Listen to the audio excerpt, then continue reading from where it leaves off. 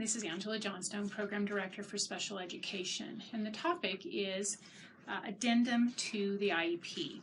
So what the addendum is essentially an IEP meeting without a meeting. And in 2004, the reauthorization of IDEA gave permission to have a meeting without a meeting. And what that has done is provided an opportunity, once that the annual IEP has been completed and conducted, and we've gone through all of those assurances and the processes, procedural safeguards have been provided along with the prior written notice. If there are changes to be made throughout the school year, that can be done through the addendum.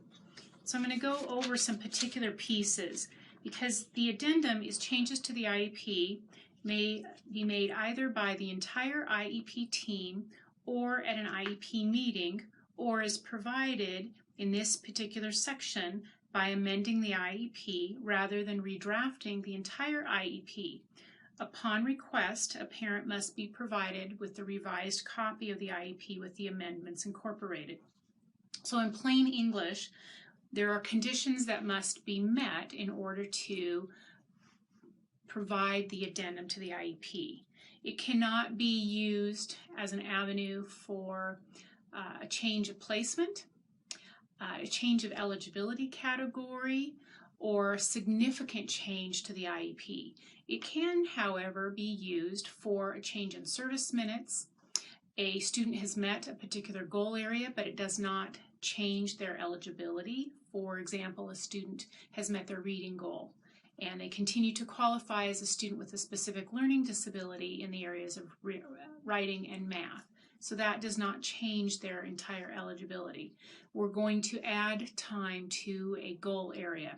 We're going to reduce time to a goal area. Those are all appropriate uses for the addendum to the IEP. And if you have questions about what is an appropriate use of the addendum, please contact your special education administrator. Now, along with this is the actual form, so I want to make sure that people are selecting the appropriate form. The form is located in the CDOC system. So if you're looking up a student and you would then find them, you can enter their name in CDOC, and again you're going to go to the activity log, which is listed as one of those forms, and creating the PDF. And you would copy then that form.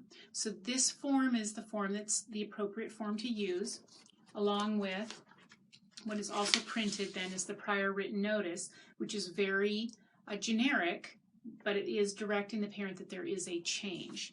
And so that's what we would be using.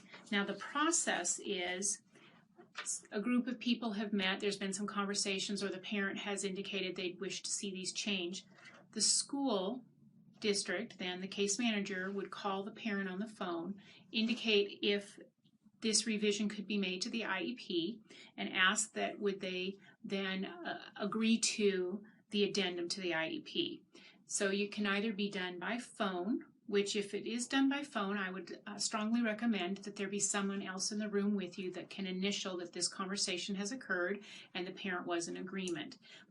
I would still send that or mail the actual form to the parent, indicating that you've written in there that they approve by phone, but it's always good practice to actually get the parent's signature, and they can do that at a later date, along with then the prior written notice and the actual IEP with the changes. We never just send this amendment without where have those changes taken place within the IEP. The other avenue is to send all of those documents to the parent with your signature at the bottom, the changes to the IEP, marking where they are at, and any conversations or questions that the parent may have, they can always contact you later. So those are the two avenues.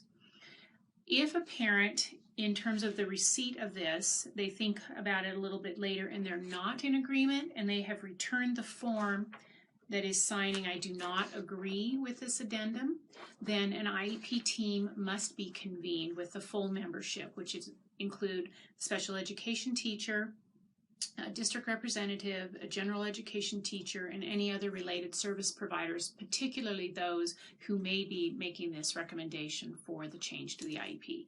And again, if you have any further questions, please contact your special education administrator, and they will be more than happy to walk you through this process. Thank you.